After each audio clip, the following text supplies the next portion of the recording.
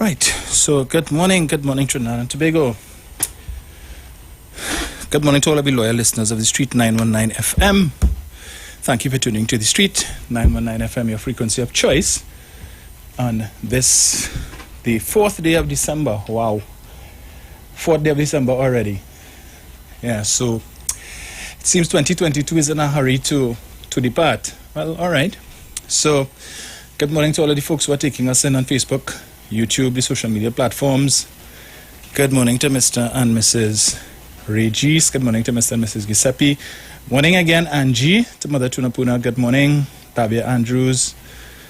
Patsy Edwards, Nicole Caesar, good morning to you guys. To all of my Allisons, good morning. I see Leon Joseph already locked on. Good morning to you, sir. Mano, morning. Rowley Jr., good morning to you. Brian, morning. To my good friend, Louise Matura, good morning to you as well. Morning to Mount St. George, to the folks over in Tobago. Good morning to all of you and to all of the PNM family, those of you who are getting ready to head down to the savannah. I just came from there and I must say it's a very pleasant sight. As see, I've read already the formal proceedings. I think is taking place right now. When I left, they indicated they were about to start in about 5 minutes. But I was pleased with the large turnout of young people that I saw up at the savannah. Then, as I was leaving, droves of persons were still coming in. So it appears to be it's going to be a very good turnout. So to all of you folks who are going down, those of you who plan to take in the proceedings on social media, on television, if it's being broadcast, good morning to all of you. Right. Also, belated birthday greetings. Belated birthday greetings to the Minister of National Security, Mr. Fitzgerald Hines, who I understand celebrated his 66th birthday yesterday. So I saw him up at the Savannah 2 on the main stage. So I don't think he would hear, but nevertheless, birthday greetings go out to him. I understand the Pussycat of Oropuch also celebrated his birthday yesterday. If anybody would be annoyed at having to share a birthday with that man, I'm certain it would be Mr. Hines. So, right. Yes, no? Right. Right, so when I leave, I'm going to head back up there. Not to do any canvassing or so on, because for those of you who plan to vote today, you have an hour and 40 minutes to do so, because voting ends at 1 o'clock. And counting will begin thereafter, because I understand they want to have the results as early as possible. Good morning, Carol, and belated birthday greetings again to you. I hope you trust you had a good one. Good morning to Niabo Isaac. Arlene Lewis, good morning to you. Who else do we have there? Let me see. Diane Mohammed, good morning to you. Separia Sukuya, good morning. Joycelyn Smallwhite, good morning. And Natalie Headley, Carol Thompson, Alison Boyce. Good morning to all of you guys. Gaylan Jackson, Dexter Thwaites, good morning. Andrea Innes, morning to you as well. Leon Joseph Shasha, good morning. Yes, good morning, guys. Right, so let me get into it because it's already 11:20. This morning I'm taking issue with the media, in particular the Express newspaper. The Express newspaper, all right? I don't know how many of you read the Express editorial yesterday, the day before, and this morning. Let me make sure I have it here and pull it up.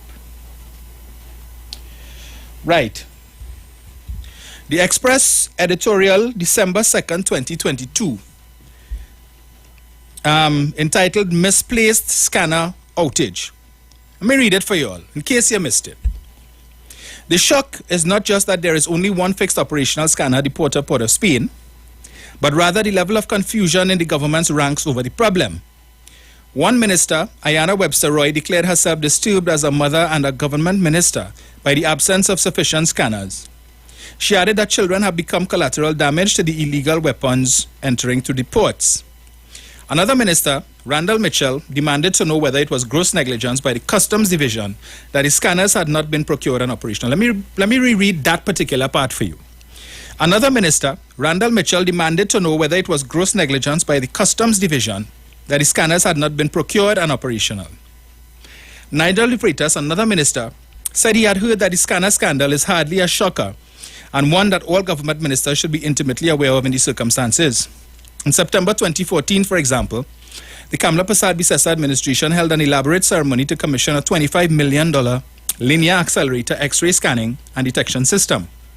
That purchase had come from grant funding by the Chinese government. So everything, the Chinese. But they like to say that this administration selling out to the Chinese. And UNC supporters, which had made the offer as far back as 2003. The boast then was that this piece of equipment would produce real-time, high-resolution images and scan 15 containers an hour. Mrs. Prasad Bisesa also announced then that another 4 mobile scanners would be donated by the U.S. government. It was not until April of 2018 that this batch arrived, subject to another lavish ceremony presided over, this time by Finance Minister Coleman Burt. He reported on that occasion that the government had entered into a $16 million 3-year contract with a U.S. technology company, the Leidos Corporation, for installation, training, and maintenance. Acting Comptroller of Customs, Vidya Marshall, has disclosed that none of the mobile scanners were working. To boot, she declared them to be obsolete. So they got the scanners in 2018, and by 2021, they're obsolete because according to the Deputy Comptroller of Customs, since last year, the scanner is not working, right? So they only work for 3 years, donated by the U.S. She said she was in communication with the Ministry of Finance regarding this problem. Further to this, she said the Customs and Excise Division was understaffed by some 40% and that this issue itself was being addressed by the line ministry. In these bewildering circumstances, this much is clear. Whatever outrage cabinet ministers claim to inhabit on this issue, it is significantly misdirected. Significantly misdirected. When they meet next, presumably this coming Thursday, they should train that outrage and their questions around it on their colleagues in the responsible positions. And these would be the Ministers of Finance and those responsible for national security and the port. So the Minister of Finance, the Minister of National Security, and the Minister of Works and Transport. Not to put too fine a point on this aggravating matter, here are live illustrations of serial, unpardonable dropping of the ball at the highest levels of the country's public administration system. Again, the ministers. If ministers cannot be taken at their word on matters as critical and as sensitive as this issue of national security and public safety as this one is, where are we headed indeed as a country said to be in the best of hands? A 40% staffing shortage in the vital area of customs and excise is astounding all by itself. The associated disclosure that high-powered guns had been discovered coming through legitimate ports in the country adds to the already high level of national unease. Here is one case in which the party in government, the PNM, cannot cast blame elsewhere for these egregious lapses in such critical operations as these. That's the Express editorial yesterday, right? They come back again this morning. Apples and oranges, Mr. Imbert, and they responded this time to Mr. Imbert's response to their editorial, where Mr. Imbert and the Ministry of Finance put out yesterday a press release speaking to the issue of the number of containers or the percentage of containers that are scanned in jurisdictions such as the United States and Europe, as compared to what is to the percentage that is scanned at the Trinidad and Tobago ports, and showing that a higher percentage of containers are scanned in Trinidad and Tobago than in the US and Europe, right? So the Express, not to be outdone, and wanting to show up Mr. Imbert, decided to publish again a second editorial entitled Apples and Oranges, Mr. Imbert. I'm not going to read this one in its entirety. Just one part of this I'll read. For those of you, you can go out and buy your Express, even though I wouldn't really recommend that you do that. The last paragraph. The discovery 4 years later that the scanners which were to be reconditioned to meet the needs of the Customs and Excise Division are not functional and have not been for some time cannot be waved off. The investment was substantial. It was in fact not 16 million as stated yesterday, but 26.7 million. The combined total of 16.7 million for initial operator training and maintenance operations and another 10 million for further operator and image analysis training. The government must account for this $26 million scandal. That is the Express. Now, I don't know who in the Express writes these editorials, but it is apparent and obvious to me that they have a political bias. But not only is it a political bias, the Express, through not just these two editorials, but editorials that they have been writing over the last 2-3 weeks within recent vintage, has shown to be very dishonest. Very, very dishonest on the part of the Express. And when people go and they spend the $5 or the $4 every day to buy an Express newspaper, or any newspaper for that matter, the expectation is that the information that you get inside is supposed to be at least balanced. That we expect that whoever is writing these articles will go and do their research and ensure that the information that you present to the people is factual, it is correct, and as best as possible, you provide them with the most amount of information that they need to make informed decisions. Because when it is you all publish these things, and people read this in the newspapers, and they go on the assumption that, A, the newspapers is balanced, and the newspapers is fair, and the newspapers is providing us with all of the information, and then they go and they have the conversations all about based on what they read in the newspaper. But the Express newspapers doesn't seem to understand that. Because they quote figures here in today's editorial. They know to go and do research to tell you how much money was spent with respect to those 4 scanners that were procured or that were donated by the US, how much money was spent on maintenance and training, right? So we know they have the skill set to go and look for information with respect to numbers. Well, let me share some numbers for you that they didn't put in the editorial yesterday or today, demonstrating quite clearly that Express newspapers have questions to answer. And that all they're trying to do is to add fuel to the fire to incite the population of this country to take issue with the government.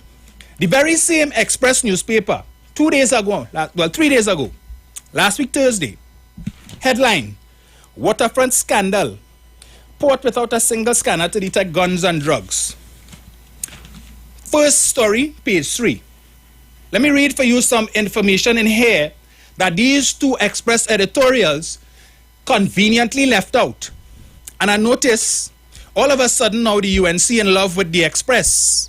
Every time any one of them, the main speakers, the mouthpieces of the UNC get up to talk about, to criticize the government on anything, they quote in Express editorial at will. Oh yes.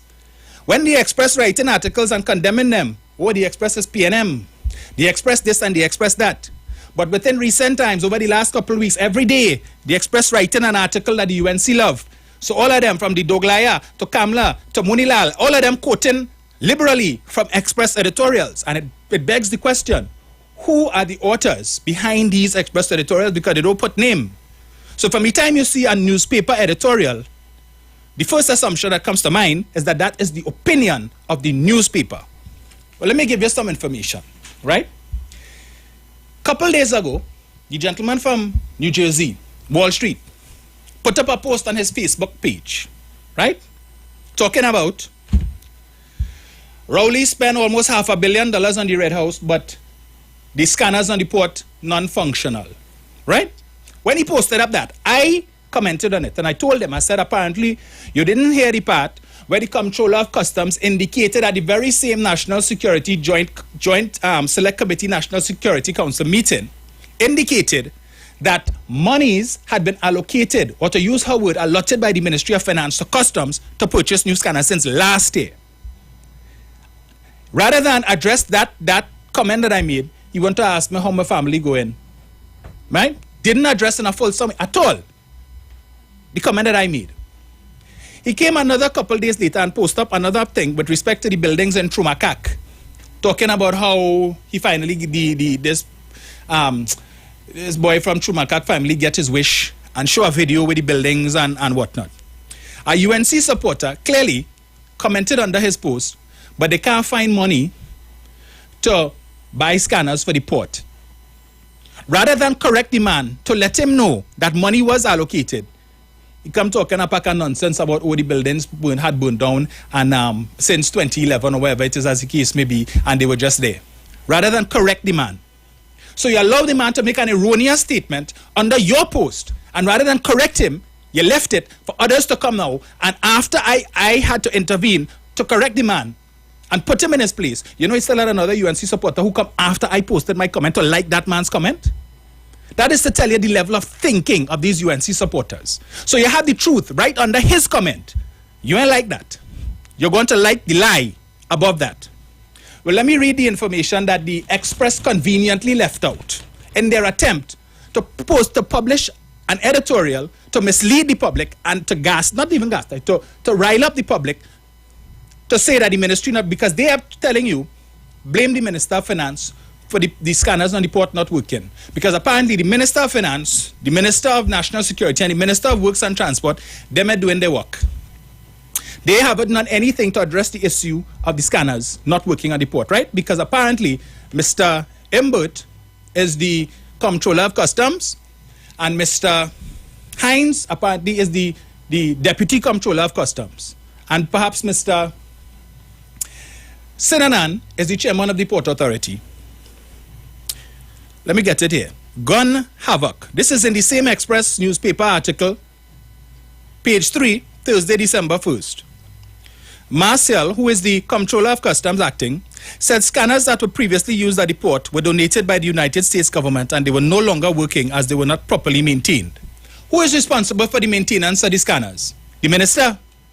And because when Carl Mimban gets up in the morning, because customs falls under the Ministry of Finance, apparently he goes down to customs building on Ajax Street, and he has an office there.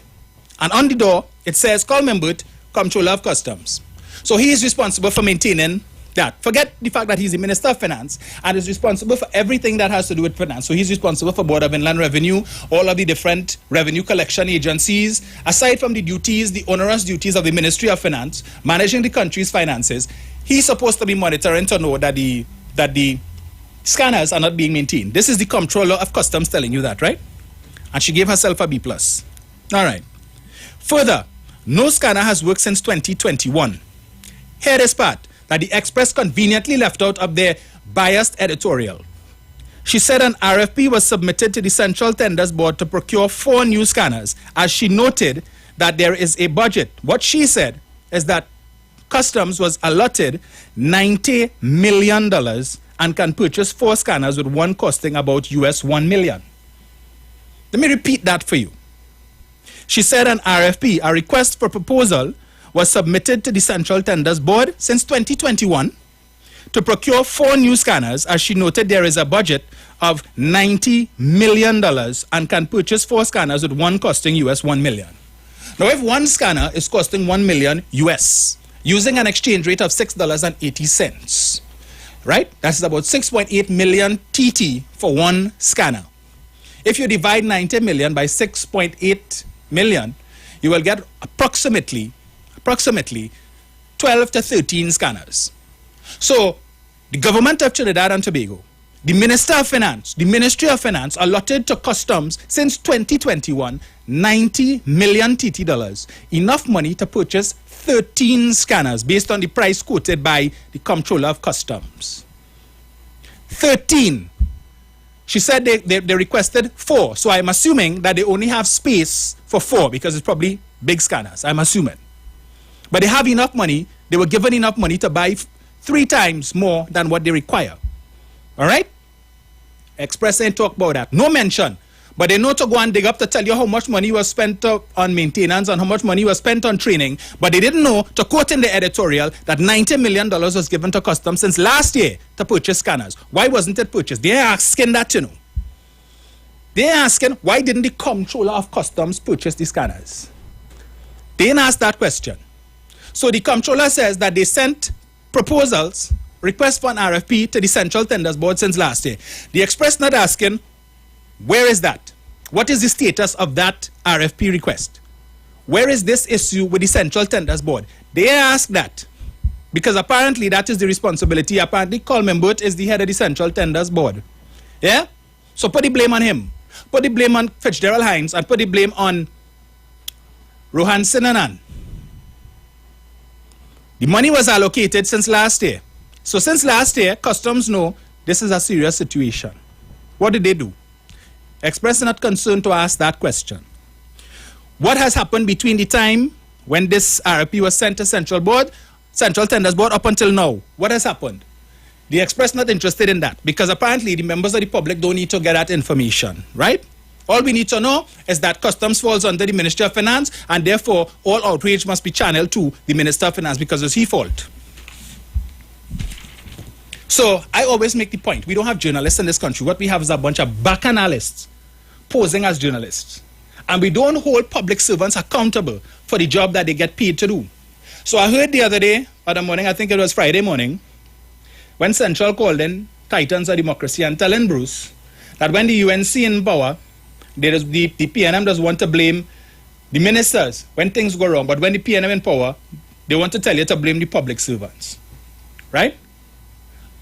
So there are a lot of people out there who will not take the time to go on the Parliament channel and listen to the entirety of that meeting. Whole day yesterday, they're running that on the Parliament channel, back to back. So I had opportunity to sit down and listen to it from start to finish. Whole day.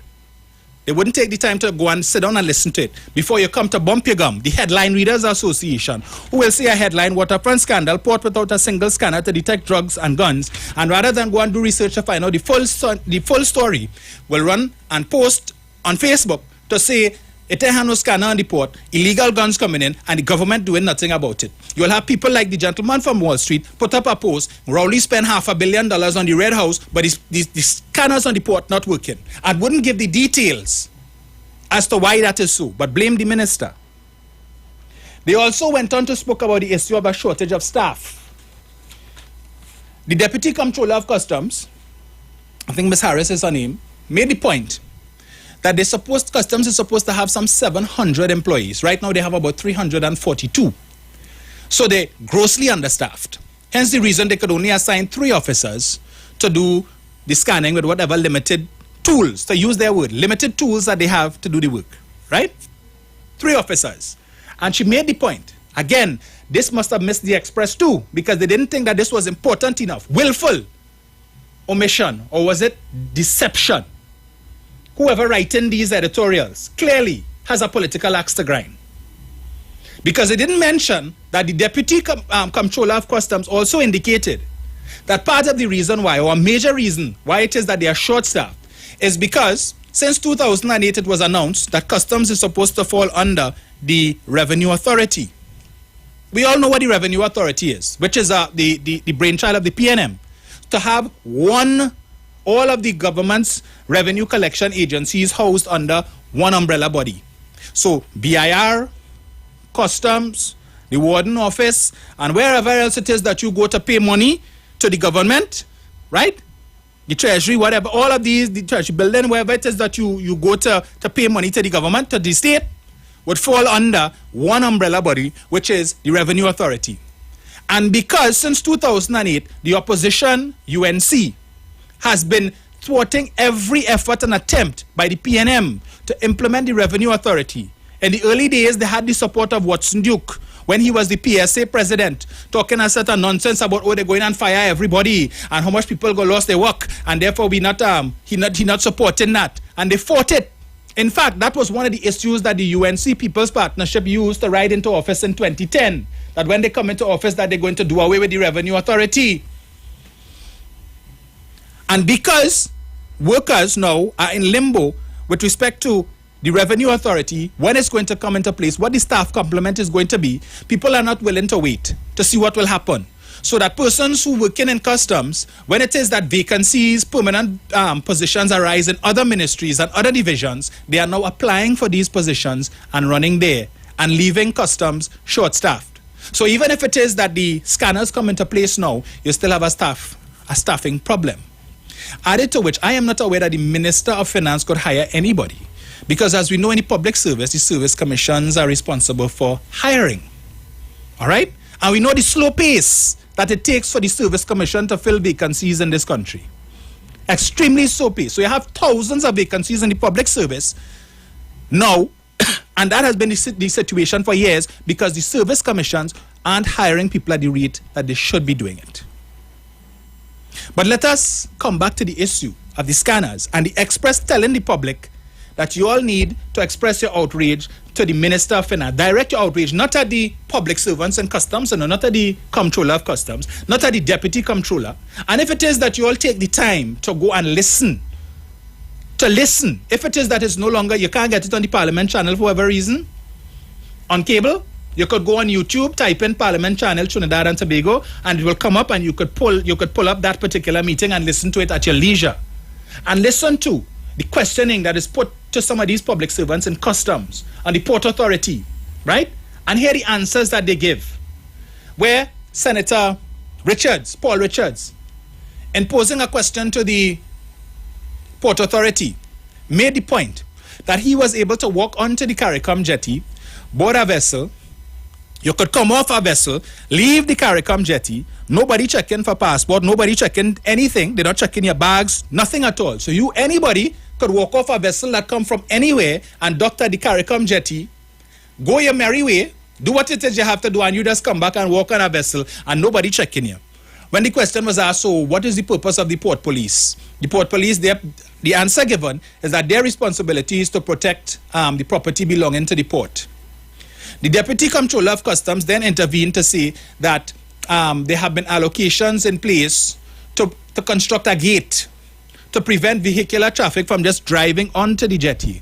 At which point, Paul Richards had to interject and say, with all due respect, 5 years ago, when we went down to the CARICOM jetty to do an inspection, as a joint select committee, we were told the same thing, that you're all going to erect a gate 5 years ago. 5 years later, still no gate. It's still a free fall. Anybody could walk onto the jetty, board a vessel. Anybody could come off a vessel from wherever. They don't need to show any documentation whatsoever to show they're legally in the country, and just go about their merry way. But blame the Minister of National Security for that. Blame the Minister of Works and Transport for that. Don't blame the Board of the Port. Don't blame the Board of Customs. Don't blame the Comptroller of Customs, right? Bypass them. So it's like you have a school and you have a teacher, a class, that this particular class not performing. The students in this class performing subpar, right? Their grades below everybody else's own. But rather than ask the teacher what's going on in this class, you know what the express advocating? Blame the principal. Don't ask the teacher nothing. Don't look at and investigate or scrutinize the teacher's teaching methods or what happens in this particular class. All we know, the students not performing, and therefore blame the principal, who is responsible for the whole school, responsibility for the whole school, all teachers and so on. Blame the principal. Don't talk to the teacher. Don't bring the teacher into this at all. The Comptroller of Customs. You know what's the salary for the Comptroller of Customs? Base salary, $30,340 per month. Special allowance of $3,400 per month, right? So that's almost $34,000 there. In addition to other benefits and perks. So just like the minister, the Comptroller of Customs could purchase a vehicle without paying tax, motor vehicle tax, VAT, and any other taxes or duties that is applicable to that particular vehicle. Just like the minister, the Comptroller of Customs has that benefit too, and a number of other little perks, little monthly benefits that they get, financial benefits. So the salary of the Comptroller of Customs is almost close to that of the line minister. But don't blame the Comptroller, right? Don't blame the Comptroller. According to the Express editorial, you need to target your outrage to the ministers who are responsible for the port. That's who the Express is telling you. Blame them. Forget the teacher. Blame the principal. And meanwhile, when it is that you put your focus, and when you listen to the Express or read the Express and take their advice, right? So the UNC supporters now who couldn't care less to go and do any research, because all they know, this is an opportunity to make the government look bad, so we pushing that. All over the place saying the government don't have money to buy scanners, but they have money to pay for this and money to pay for that, the other and the next. The release that Mr. Iwer put out yesterday, where he spoke about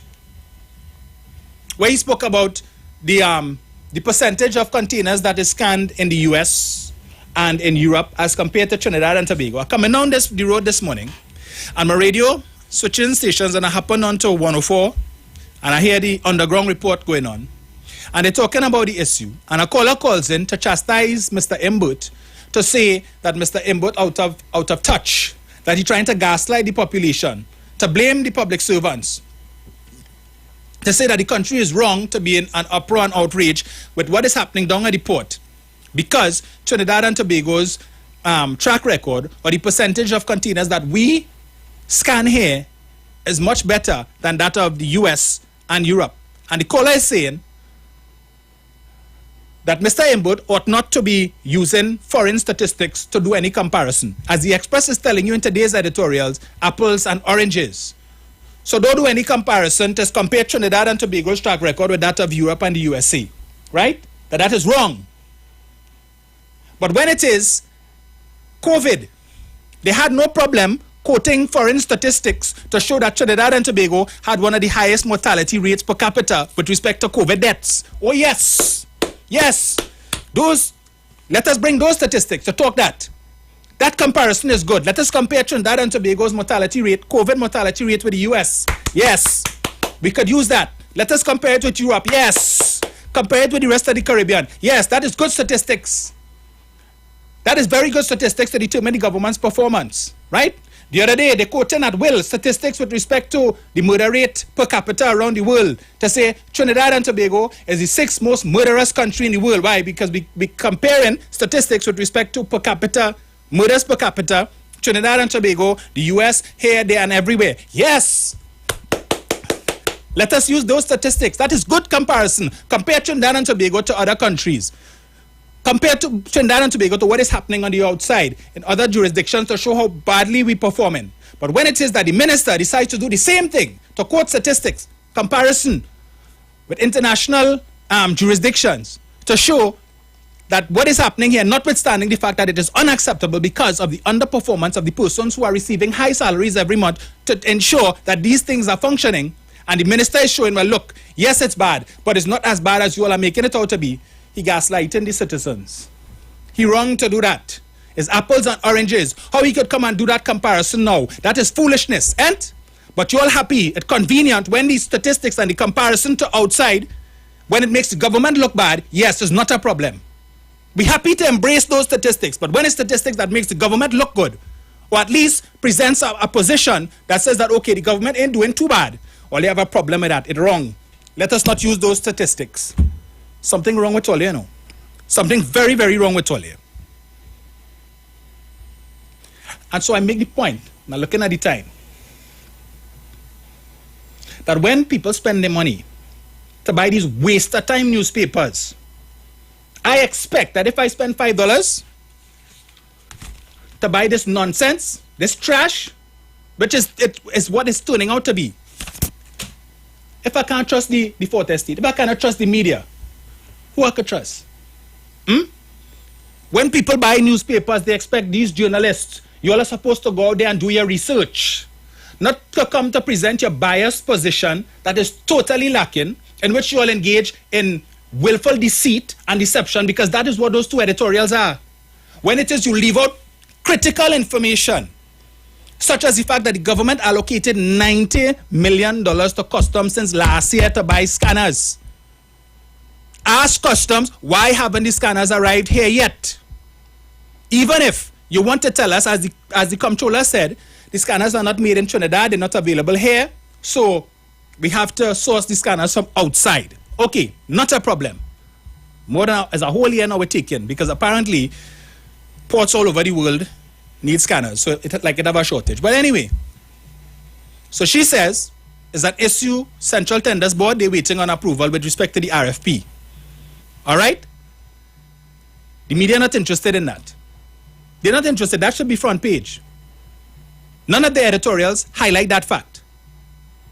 So when the members of the Headline Readers Association or the literati decide to read these, and I expect that in the coming days, if not tomorrow night on the Monday night forum meeting, probably at the Wednesday morning, the Wednesday press conference, or maybe even on this morning, this Sunday morning's press conference, one of them going to read the editorial yesterday and the one today from the Express, because they know that people figure the Express said that the editorial in any newspaper is the newspaper's opinion, and because the newspaper is supposed to be right, that if the newspaper is saying this, then it supports the view of the opposition that the government has failed in their duty to ensure that the port is safe. That's what they're saying, you know. When it is that you do this kind of nonsense, but Matt, the Media Association of Trinidad and Tobago, not going to pull up the membership for this kind of sloppy journalism. That is exactly what that is. They're not going to do that, but the minute somebody come out to challenge them and criticize the journalists and pull them up, Oh yes, all of a sudden Matt is going to awake from its slumber like Rip Van Winkle and have plenty to say to criticize whoever it is chastising the membership. But they are not willing to chastise their own membership for engaging in sloppy journalism that brings your organization into odium and disrepute. This is a stain on all journalists, because when it is you all have your colleagues writing this trash, this nonsense, when the facts are right there for everybody to see and hear, and they engage in willful deceit, this deliberate omission, and you all don't pull them up on it, you all are upholders, and you know what they say about the upholder? Worse than the thief. Worse than the thief. So now that this information has come out, and the likelihood that these scanners will come into the country and be in place anytime soon is 0 to none, because they're still waiting, according to the Comptroller of Customs, who earning over $30-something thousand a month. And I'm not berating the woman, but I'm simply saying, because she gave herself and her department a B+, she said they're doing the best that they could. So Mr. Iwer did what he had to do, which was to provide them with the money. I also heard Munilal in the same Joint Select Committee session asking them, so if they couldn't go through the National Security Council, to bypass proper procurement procedures and use the sole select option to purchase the scanner. Right? Now, if it is that the government had done that, you know what? The story would have been different. The same Munilal would have come to say, you see what the government doing? This is why they didn't want to proclaim the procurement legislation, because they want to be able to use sole select through the National Security Council to purchase scanners for the port and give the contract to their 1% friends. That is exactly what they would have come to say, if it is that they had taken the advice that he is now giving to bypass the Central Tenders Board and just go to straight to sole select. So let the National Security Council just pick anybody, anybody to bring in the scanners. And then when they go and file their Freedom of Information request and realize that the only entity that has the capacity or the wherewithal to bring it in is probably a member of the so-called 1% cohort. You see, Rowley and them, watch, they're giving their friend. They get their friend the contract to bring in the scanners. But don't put it past them, that's what you're going to hear, because even when the RFP approval comes back from Central Tenders, they have to put it out there now to advertise this RFP for persons who are interested in bringing in the scanners to now respond to the RFP. They will send in their tender, which now has to be evaluated by a tender committee, and then they're going to pick one out of how many ever tenders that come in, and then award it. And then these people now have to go out there to source the scanners, bring it into the country, then to install it, all of that, they have to work out the maintenance contract and stuff. So meanwhile, anybody and everybody who considering bringing contraband into Trinidad and Tobago, such as illegal guns, drugs, and so on, know that the scanners on the port not working. So if there was a good time to bring in these things into the country, and a strong likelihood that you will get away with it, now is the time to do it. And there's likelihood that based on the time frame that it's going to take for them to set up these new scanners, we can safely say it's about another 6 months to a year that we could engage in this activity before it is that they put things in place to be able to start back scanning containers. And they're proud of that nonsense. We go to the ads. When we come back on the other side, I'll take your calls. And so do we. Let's go pay some bills on the street. 919 FM.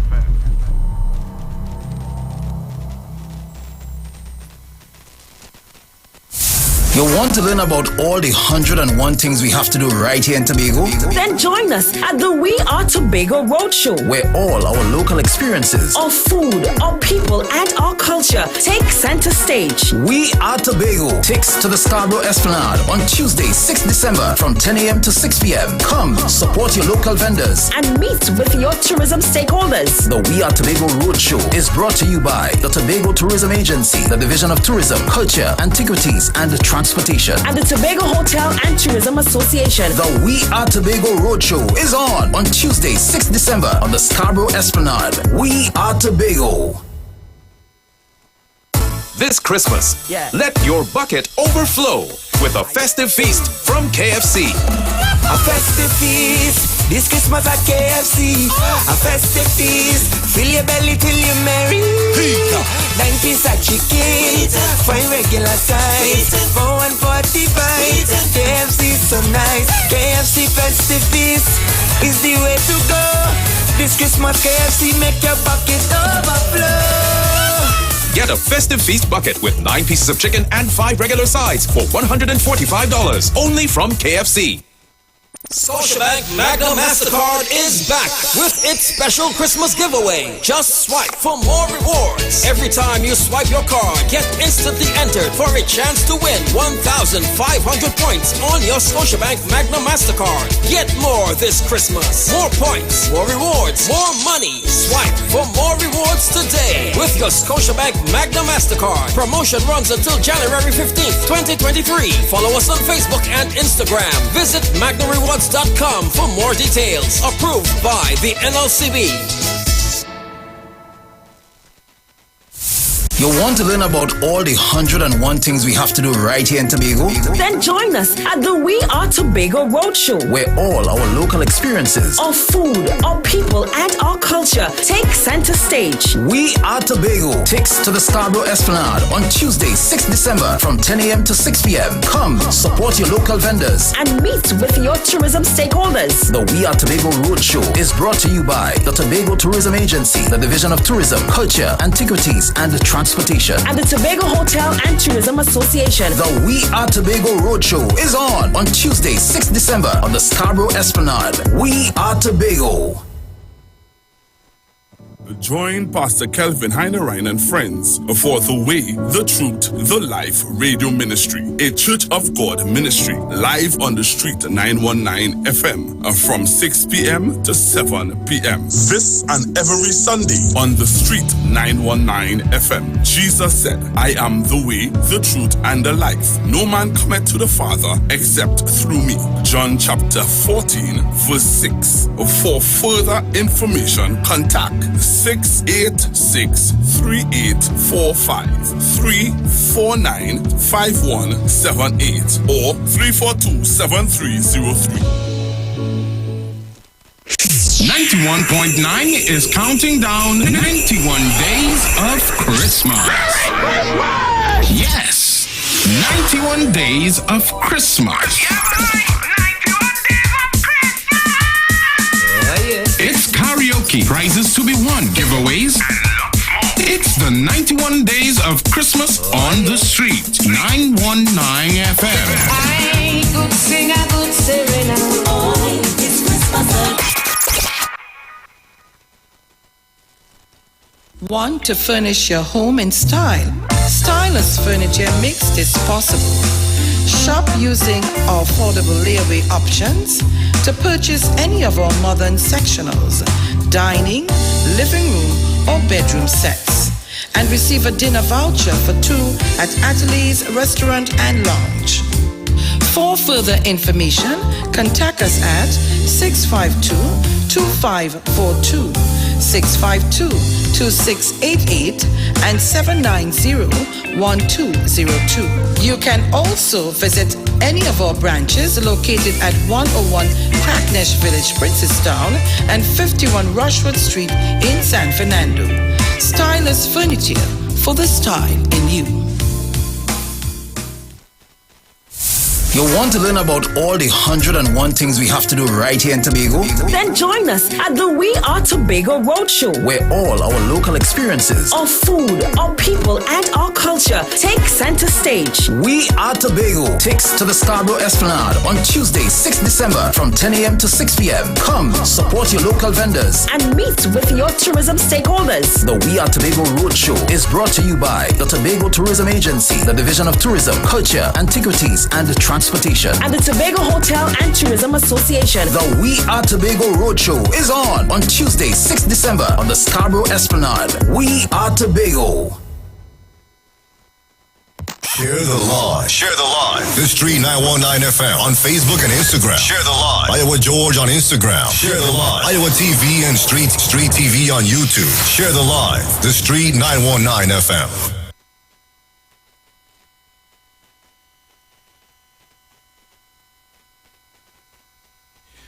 Welcome back, and thank you for staying locked to the Street 919 FM.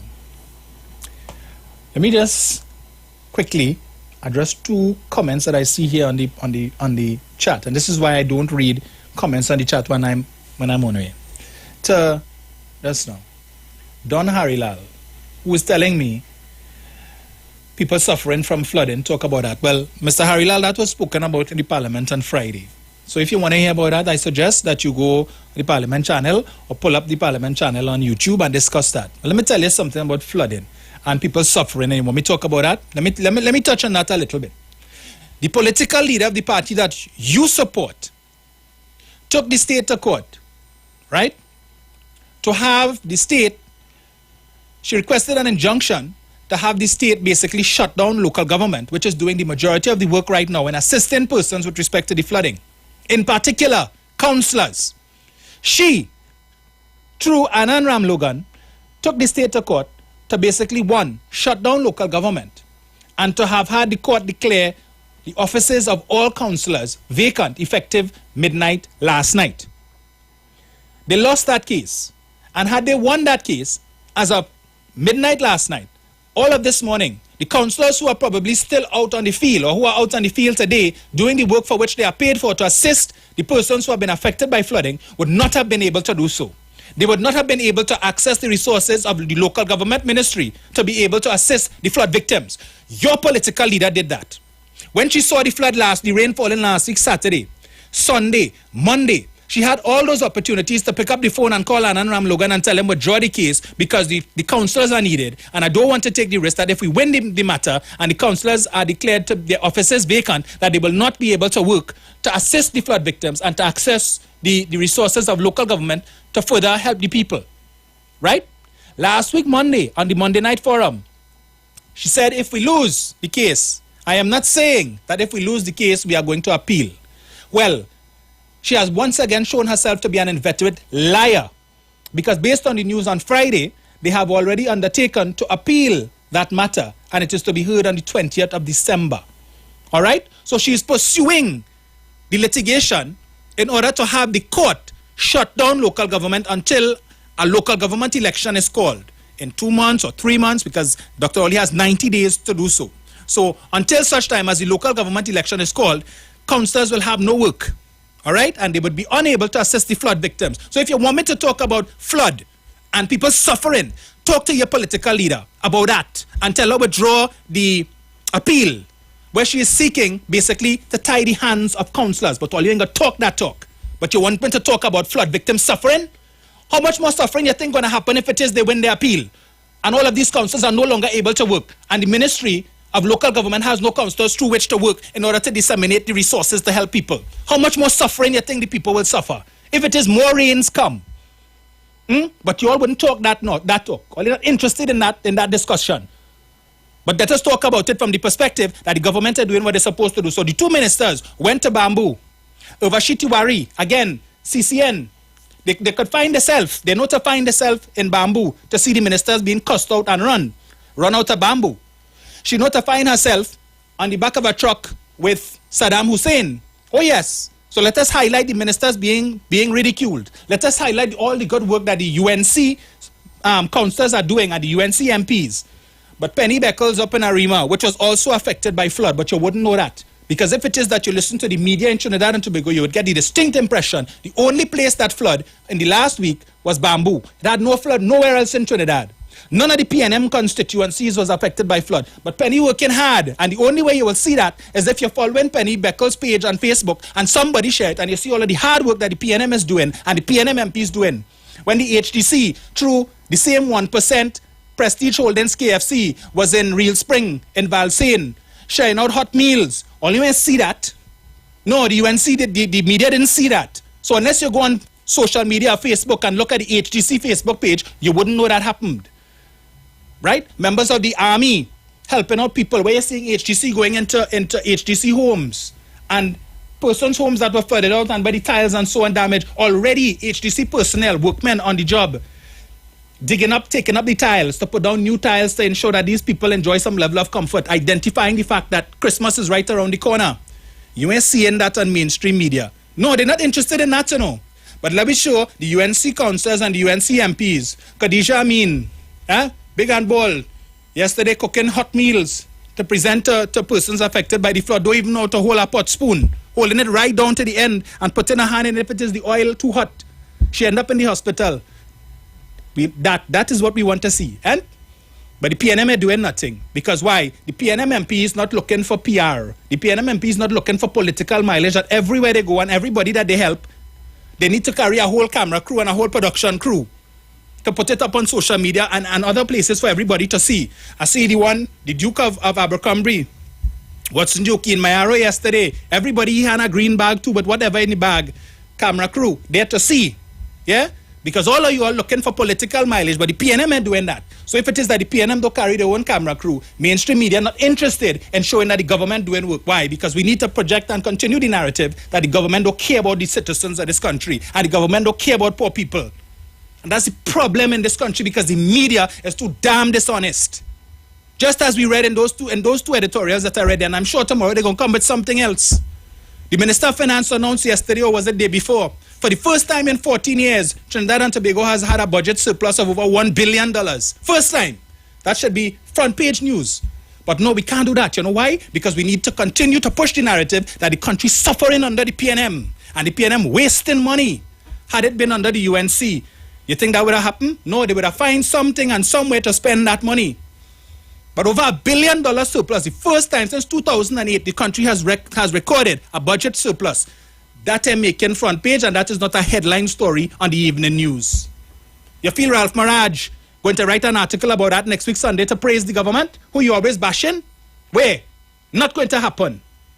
But all of you all, everything, let us focus. Who's the next one I saw there? Chris Roti telling me nonsense about, let me see if I get it here. That because the Express is not, what? It is that it must be hard trying to mamagai people, especially those with education, but the facts are, the ports and the scanners are under the jurisdiction of the PNM government, and there's no domino. Chris Roti, are you an idiot of immense proportions? Because that's the impression I'm getting. Something wrong with you. The minister and the Ministry of Finance gave $90 million to customs to buy scanners. It is the responsibility of he who get the money to buy the scanners. The Comptroller of Customs has told the population that they sent proposals to the Central Tenders Board, so they have begun the process to purchase the scanners. Who is responsible for the day-to-day operations of Customs? The Comptroller of Customs, not the Minister. That is why the Comptroller of Customs earning a salary almost equivalent to that of the line minister. That is her responsibility. That is the responsibility of her division to deal with customs.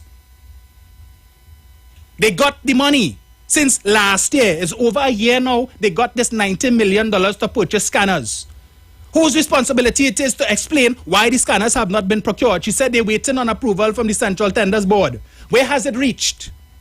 Where has it reached with the Central Tenders Board? That is what we should be asking. But instead of the UNC file a Freedom of Information request on the Central Tenders Board to find out when these requests for proposals were sent to them, and what is the status and what is the delay? No.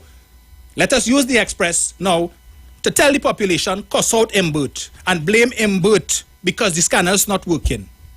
Well, then if that is the case, say what? Better you fire all 340-something people who work in customs, fire all of them, and just let Mr. Imbert do the daily chores of customs. So when he gets up in the morning, instead of going down to his office down at the Twin Towers, he needs to go down to Ajax Street and go in the office of the Comptroller of Customs, right? And then he needs to go down on the port when the containers come in, and he needs to scan it for himself. And then he needs to go up to the airport when it is that people come in, and he needs to stand up and receive the customs forms there. And he needs to go up to the bond in the airport too and check those, run those scanners there too. Because apparently the public servants who are charged with the responsibility to do these duties and not doing it, don't blame them. Never mind the fact that at the end of the month they're collecting their full salary and who working overtime and liking themselves. Don't blame them. Blame the minister. Something very wrong with Ole, yes? Look, 3420081, 4665391. If Ole feel a little set up my blood pressure here today, Ole, something Ole wrong. Very wrong. Hello, good afternoon. Morning, brother. Mike. Good day, sir. Yeah, man, what's up? And morning to all the listeners, morning to all the viewers. These scanners is you. I find it was loaded with illogical responses. You know, we do well to zero in on who was the problem, and there's a link that we're missing out, Dominic, and that's the link with the union. I didn't think you mentioned it this morning, where they delayed the activation of the scanners. And because they said it would give the workers cancer or some nonsense. So right, and the brothers and beg the union to think. And I want to just pop piece of the puzzle and say maybe that's where the bang bang bang statement come from with such confidence, because they know the role they play in leaving the big gaps in national security and on our borders and in things. I will not abscond them from taking responsibility also. Yes. And put the blood on their hands in terms of what is going on. Also, too, a little empathy must be shown in terms of the people who they were interviewing, in that they could be under a certain duress as to watch them out. That's why they sound so illogical, because we know what transshipment entails and the consequences of saying no when these nefarious people approach here. And two of the questions, in my opinion, should have been asked is, have you ever been bribed? Have you ever accepted a bribe? Have you ever refused a bribe? Have you ever been threatened? And all these are very important issues. But that's how they get away with it now, when they broad brush and talk this nonsense about government. And, and this is what needs to be done, what you're doing here. And on the other issue was the local government. It has made me sick to think that, that the ruling narrative or opinion, especially the media, is call an election, call local government. It's almost as if, Dominic, it's like the election's more important than getting things in order to let me get this thing going so that, everything could be working properly. Let me get the qualified people in place. And they missed the 2 meetings. We can't leave out the 2 meetings that was attempted by the government to get this thing straightened out. And then they miss the meeting, miss the information, and then they say, gain no information and nothing and doing and lack of fun. Let us say correctly. They did not attend the meeting on the instructions of the misleader of the opposition. Right, correct. So it's there in your face. We don't care about all you. We don't care about we people. Even if we had to sacrifice we people and let them lack resources and wherever, even if we could help, let us not even help our own people, so that they can add to the voices that the government. Dominic, it's evil. It is absolute evil soul there. That fallen angel thing them does be going on there with. And, in closing, I just hope the fence sitters and those even who does support that party on that side understand that evil knows no race and it knows no prejudice, and it will affect you regardless if you support it for a good end. It will not affect you in a bad way. So you need to come off the fence and lend some support to intelligence, common sense, and what we need to do to keep this country going. Dominic, brother, very good job as usual. Locked on and listening. Have a nice day. Thank you very much. Unfortunately, intelligence and common sense and UNC in the same sentence something. Daromesh. Hello, good afternoon. Good afternoon to you, my dear Dominic. Hi, Carol. Yes, sweetheart. The gentleman before me made a good point, asked some poignant questions, about if they take a bribe, if they know about bribe, if they were if they were ever offered a bribe and so on.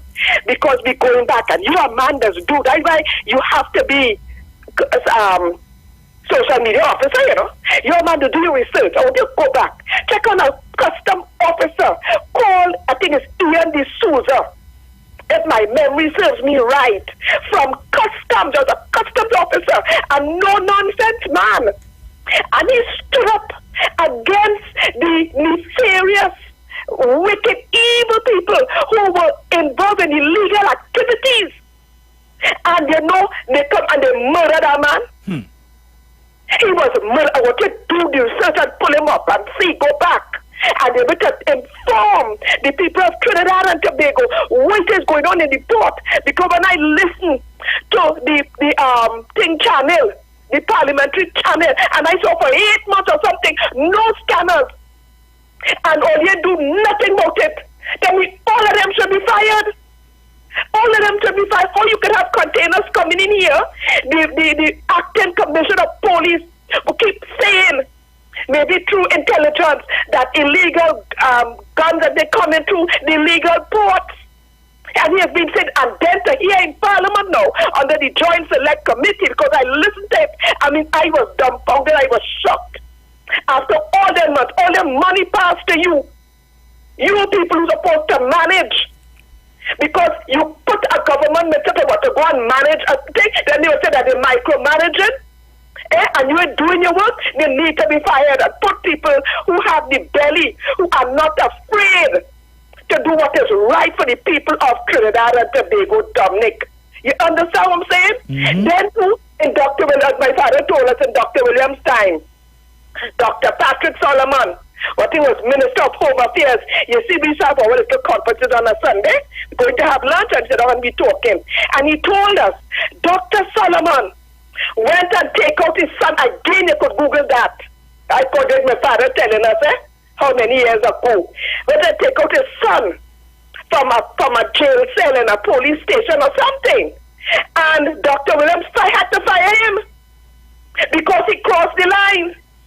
So how you want a minister to go down on the port and do his own thing and you have public servants?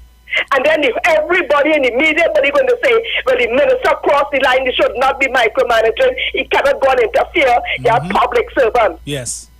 You understand? So when you do your research and you pull up on Ian D'Souza, I think, right, who was gunned down for standing up for righteousness and so on in customs for doing the proper job. And then you have these people who you got money to buy scanners who will protect and to detect if illegal guns are coming in here. All they do is only work. All they should be fired.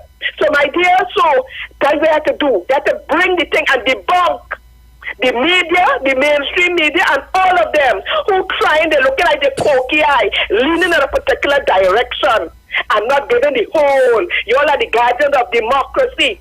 You all have to give the whole picture, not a one-sided thing that will have problems in the normal and the law-abiding citizens when you act like that.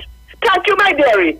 Blessing. So you have a lot of research to do to pull up on Ian D'Souza, custom officer who was gunned down for standing for truth, and these people, and also Miss Dr. Patrick Solomon, who was Minister of Home Affairs, who crossed the line, went in a police station, take out his son or some kind of thing like that. That's what I want the minister to do, to cross the line.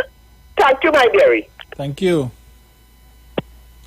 Yeah, Carl D'Souza already pulled it up here, you know, and I'm seeing again this Crix Roti character talking about the so because the Express not supported my agenda, that they biased. Let me tell you something. I'm not calling on the Express to support any agenda I have. No, I am calling on the Express to provide the people with all the information. Don't give me an editorial where you're criticizing the minister and want to give the impression that the minister has not done his work with respect to procuring the scanners, when the money, which is what he is responsible for, to provide the money to customs, was allotted to them since last year.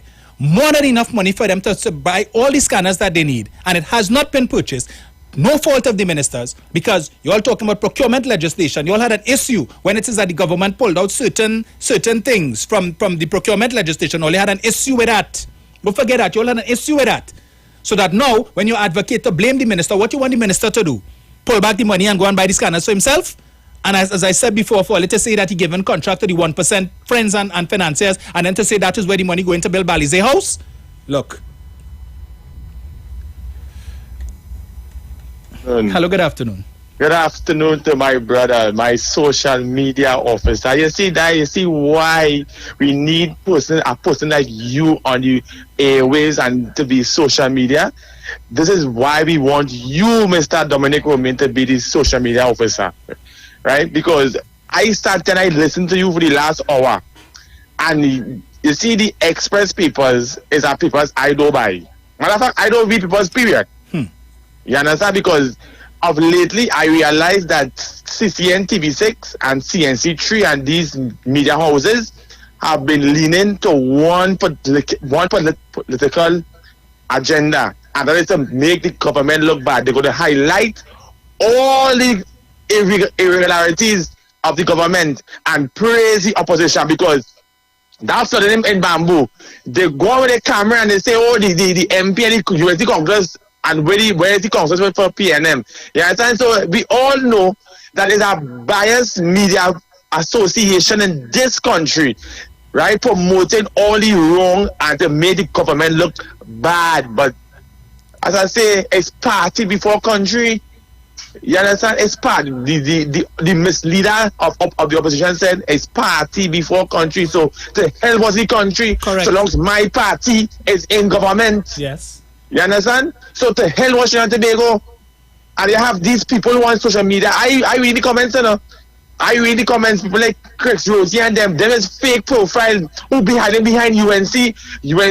So the Sukuya yellow dress. To come and promote all the rhetoric on the social media. You understand? Dominic, I must say, you is one of the fearless journalists and alongside on the radio that bringing the information to the man on the ground to understand what this opposition is doing. And Dominic, and next thing to this opposition have the country in this dilemma. Mm-hmm. If they only come and support certain things that the government is putting out there to make the country better, they don't want, you know why? They don't want to look bad in the public domain. They want the government to look bad, but they're so damn foolish. They self go look bad because you know why? If they're not supporting any legislation the government bring in parliament, if the people will look at all they and say, well, wait now, but all they aspire to be in government come 2025 and die how they behaving now. So if they behaving like this now, what happened 2 years on the road? What happened 2 years on the road? That's why I say, Dominic, I say you are always, that's why I just enjoy tuning to you on our morning because I know it does bring the facts out to the people. And it's up to the people in this country to take it and understand what you're saying, or let us go and do and pull back that Saparia Sukunia as the Prime Minister of this country, and heaven help us all. Dominic, all the best, and I hope and I'm praying that you come through with this social media. Love for listening. Thank you, sir. Hi, Dominic. Hi, afternoon. Good afternoon. I'm not going to the program, but I have a little problem. I live in the housing scheme in Cooper here. Mm-hmm.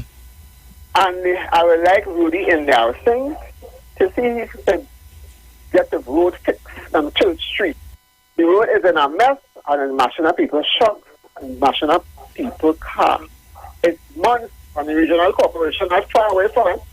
Works not far away from that situation. The place is a BFST. Some big hole like any Bocas. Let Rudy in there see if he can see about that road. Like it's only certain places they don't go to fix. Yes. Right?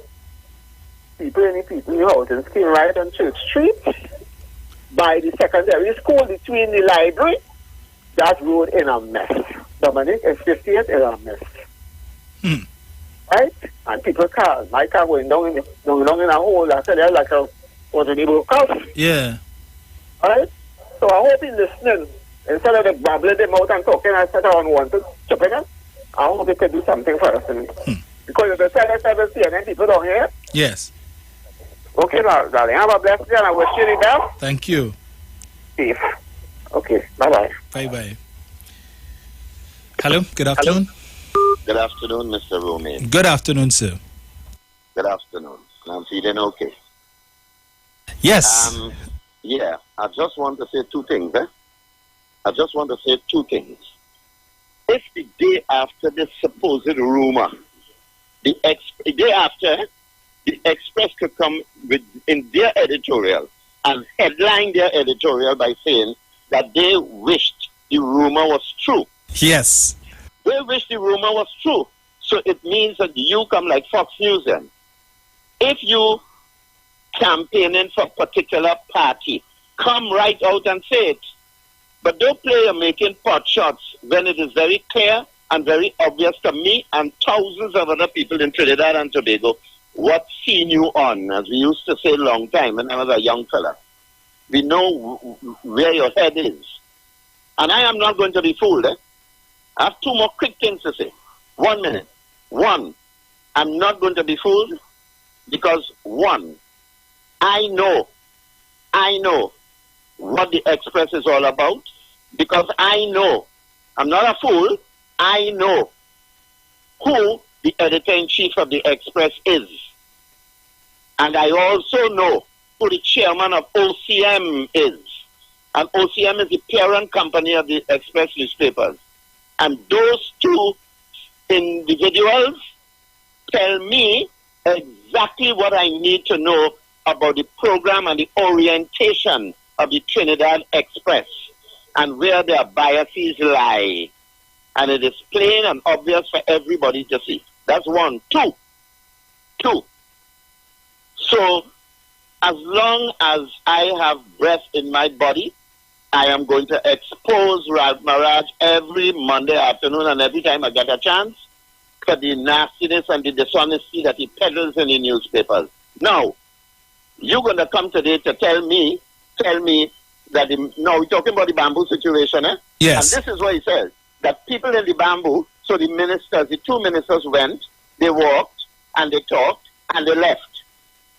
This wretch never said a word about the nasty, stinking, vile behavior of the residents of Bamboo. Yes. Never had a word to say about that. And that is the wretchedness of this man. So they were justified in their nasty, low-class behavior towards Minister Sininan. But no, he deliberately left out that. He had nothing to say about that. Meaning, simply, in my estimation, that the Bamboo residents, that was nothing. Your violence and your low-class behavior was justified and justifiable because they feel that these two Indian ministers should not be in the PNM and they should be virtually stoned to death because they just stopped short of physically attacking these two men. Physically attacking these two men. Yes. And that is what I have to say about this Ralph Maraj. And I've said it before, the Express does itself a great disservice by having this wretch in the newspaper every Sunday and continuing with it. And continuing with him is an endorsement of the nastiness of this newspaper. Thank you and good afternoon.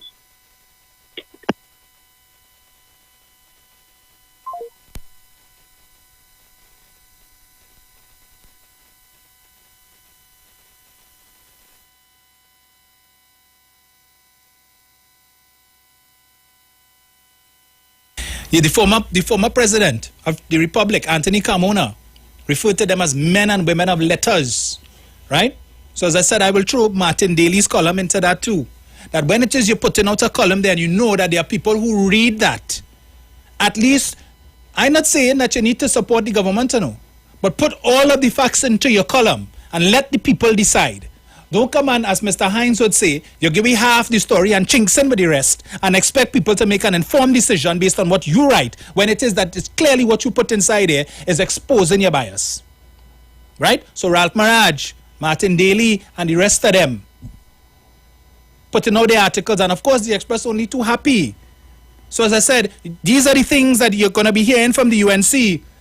So that when Crix Roti on the chat want to come to tell me nonsense about because the Express not supporting my agenda, or whatever it is that he's saying, that means the bias, as the case may be. When it is they weren't singing the UNC's tune before and everything, the UNC telling you that the Guardian is PNM and the Express is PNM and the Newsday is PNM, but no, the editorial supporting their folly and they quoting liberally every time they have a meeting. Any one of them have a live or anything, they're holding up.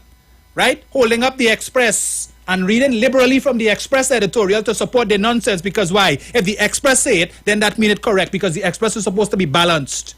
So once the Express come and tell you this is the situation, look at here. But tomorrow morning, if it is the Express were to criticize something the UNC do, you think they're going to talk about that? They're going to hold it up? No. The Express all of a sudden going back to being PNM. Miss me with that BS. Hello, good afternoon. Good afternoon, Mr. Dominic. Good afternoon, sir. Merry Christmas, sir. And a Happy New Year to you, sir. All the blessings, man. Mr. Dominic, you had the disclaimer there? Yeah, I have it. All right, play one for me now.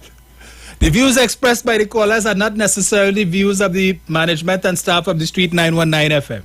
But the caller? Yes. Nice.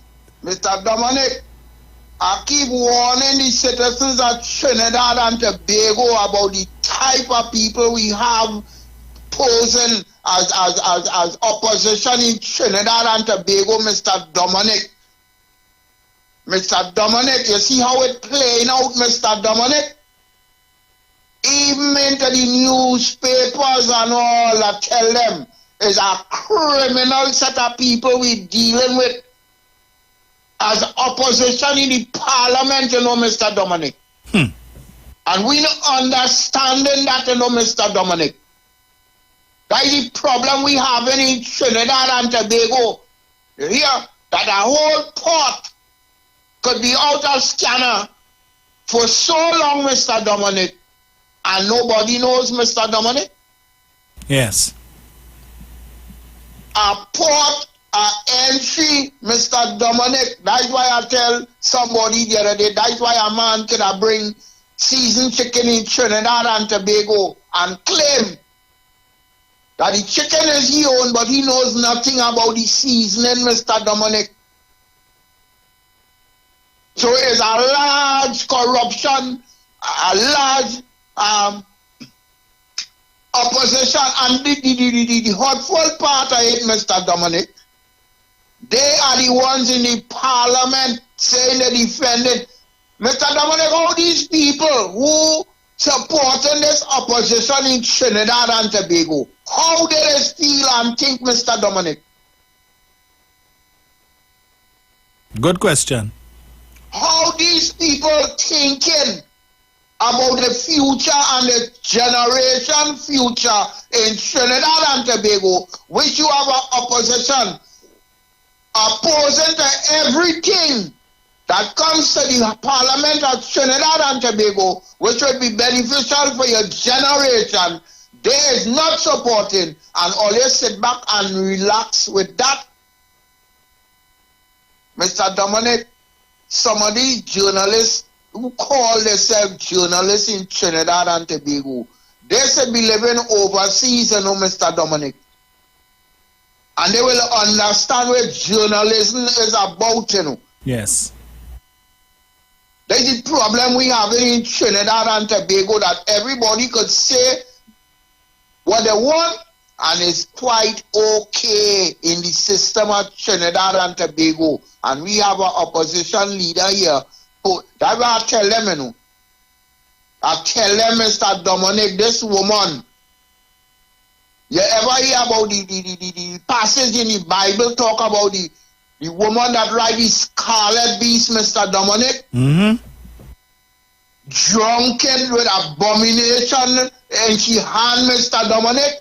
That is Miss Kamala Prasad Bisesa. Take it or leave it. That is the woman we are dealing with in Trinidad and Tobago to this day. Mr. Dominic, be peaceful, be careful, take care of yourself, and you have a blessed day, because I know and I'm sure by the end of this run, when you is the man to give me the full information, which you always do, and thank you kindly for that, Mr. Dominic, we will be getting the real information that we really need to carry this Trinidad and Tobago forward. Thanks for your time, Mr. Dominic. Thank you kindly. Have a peaceful and a blessed day, and be careful on your way home from here, please. Thank you kindly. Thank you, sir. And again, the views expressed by the callers are not the views of the management and staff of the Street 919 FM. Nice, I like that. Lovely. Thank you kindly. Yes, sir.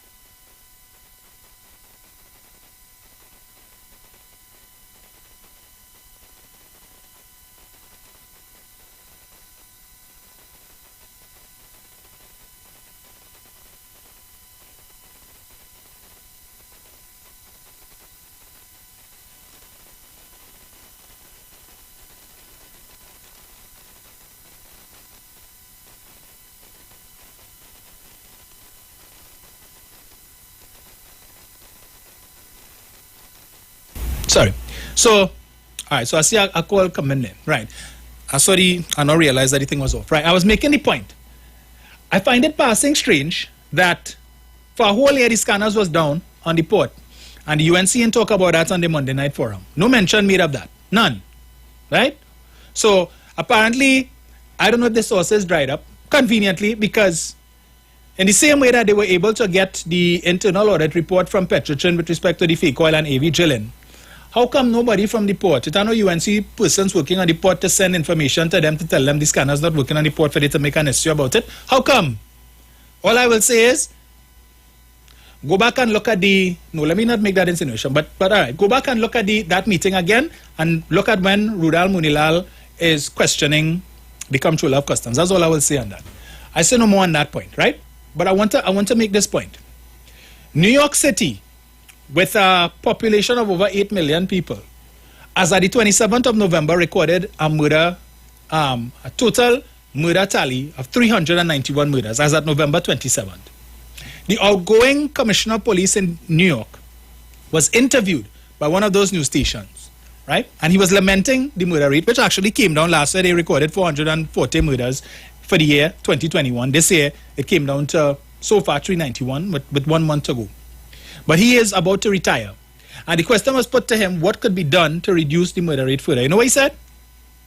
Bail reform.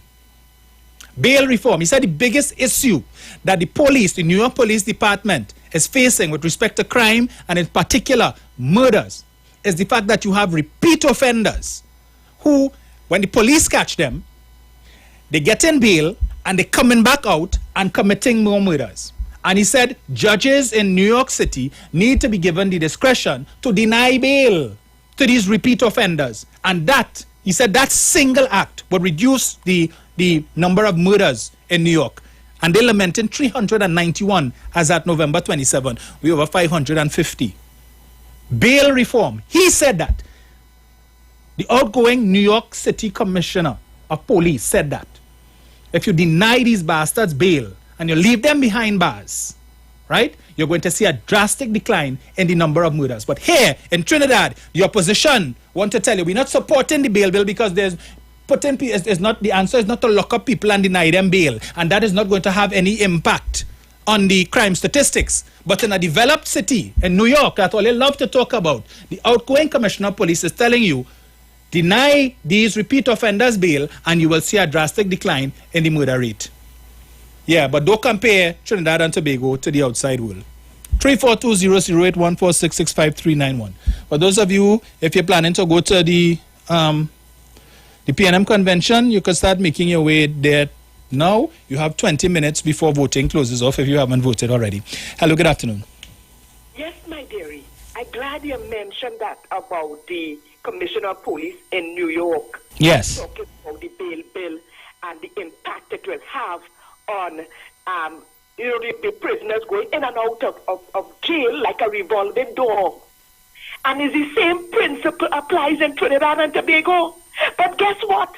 The opposition always talking about the rights of these people. But you know what?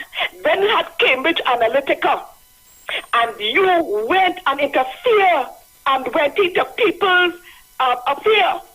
You ain't talk about people's right then. You didn't stand up. All of you were part of this Cambridge Analytica, which was brushed aside by you know who. As though it didn't matter. And talk about the red hair man and the pink hair man and all kind of thing. And this the thing. And they follow up to bring these people to answer questions when you invade people's privacy.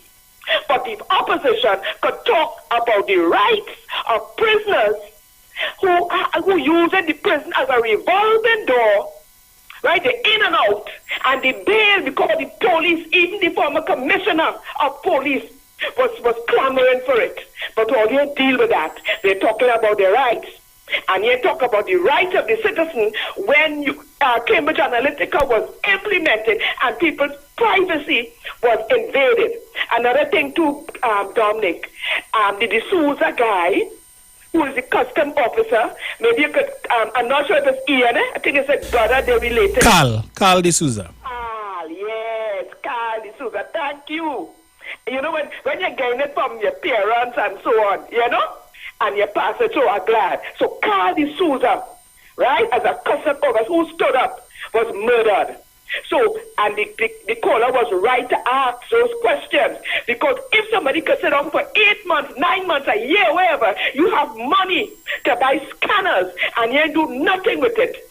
You either have to be removed or something. And finally, with the bamboo thing, they talk, the experts and them and so on, and the other man you call, who's write the articles, ain't talk about the resident who stood up for justice and truth and justice, who said a resident interfere with the embankment that caused the massive flooding in Bamboo.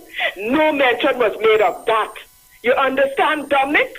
Yes. And finally, there's one other issue I was going to raise. Oh, you ever have any family or good friend? You know, suicide is a sad thing. It's a sad thing with suicide. But when you have people and so on who you not have that closeness with your family to detect what's going on with them, to see that they're going down, they're depressed or what have you, and could commit suicide, it's bound to have an effect on the parents. Some people is turned to the bottle and all that. Sometimes it addles the brain. So you could write and do anything and so on. You know? So the impact. But you want to tell other people how to manage their affairs. Like in the Jehovah's Witnesses. You can't become an elder if you can't manage your home, you know. Correct. You are kicked out as an elder. They will not give you the position because they say if you can't manage your home, how we could put you as an elder. So when you have people who have family and who have friends and who have whatever with issues where they could go so far to commit suicide, it's a sad day. You know, you have to pay attention to your friends and your family and what have you. You know? So, Dominic Boy, blessings. Thank you, Carol. And again, see, this is why I do like to read these things. Let me tell Crick Shruti something. We're saying here that our legal system is not a revolving door, and we are just not catching them. And those we catch, we put them in our overfull jails. Let me tell you something, right? The detection rate is abysmal. And when it is that we find, or the police catch people, right? Thanks to the UNC, Jayanti Lakshmidial and Anand Ramlogan, murder is now a bailable offense. For decades, that wasn't so. Once you were charged with blood crimes, you stay behind bars until your matter is called. Now, these guys can apply for bail. Now, if it was PNM attorneys had done that, you know what they would have said? Yeah, all these UNC supporters who supporting that, right? Shame in the face, shame in the eye, you know, because his UNC lawyers went to court and petitioned the court to make murder a bailable offense. They don't agree with it, you know, but what they will do, they'll come outside and criticize Ram Logan and Lakshmidial, and by extension, Kamla. No, we can't do that. So let us find ways to support it and say, well, yeah, but it's a good move, because what if the person innocent? What if they're guilty? What if they're guilty? But all this dotage talk about the condition of the prisons, and it's not fair to have people inside there if it is the innocent. It's your Attorney General, Anand Ramlogan, who said jail and make to ripe fig. So when he was Attorney General and the PP was in office, all he didn't know the conditions in the prison wasn't suitable for people who might be innocent. Right? When he was Attorney General, he didn't see the need to make murder a bailable offense. He didn't see the need to pursue that. But as soon as they're out of office, we see the need to do that because, you know, the presumption of innocence and due process. And but all they come in to talk to me now about nonsense. And so every little tool that the police have, when they catch these men, after they do all of this investigation, you lock up the man and you figure we have him off the street, go and apply for bail. Look what happened with the guys from the Pennywise heist. Huh? Get bail, and now they abscond, you can't find them.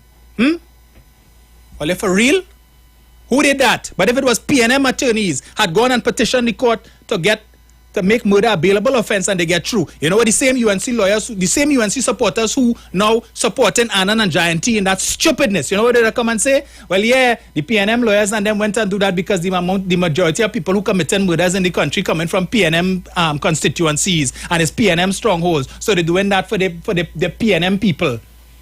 That is the stupid talk you all would have come with. You would have never defended to talk about what if the person innocent and the condition in the prisons. Because it's your UNC attorneys that did that. They refused to support the bail bill. They've now petitioned the court to make murder a bailable offense. So everything they're doing to keep the criminals on the outside. And then you want to blame Fitzgerald Hines and blame the government when the crime situation is the way that it is. And this clown, Ralph Maraj, advocating, talking about in Jamaica, apparently somebody in control over there, because in Jamaica they instituted state of emergency and they have curfew. Just this weekend, they have curfews in certain parts of the capital, Kingstown, to deal with the high murder rate, where over 1,400 murders have taken place in Jamaica. Yeah, but don't blame it on the incompetence of the government. It's not because of the incompetence of the government or the incompetence of Andrew Holness. Don't blame the Prime Minister and the Cabinet. No. Only in Trinidad, when you have an explosion in murders and crime, the government is responsible for that, and the Prime Minister. But everywhere else, no, it's because of the societal issues. No, don't blame it. It's because of the importation of contraband. It's not the government's fault. Only in Trinidad, blame the government. Look. Hello, good afternoon.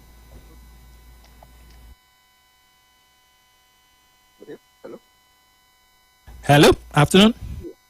Yes, afternoon. Good afternoon, Dominic. How are you? Yes, sir, I'm good. Yes, sir. Enjoying your editorial. You're doing a good job.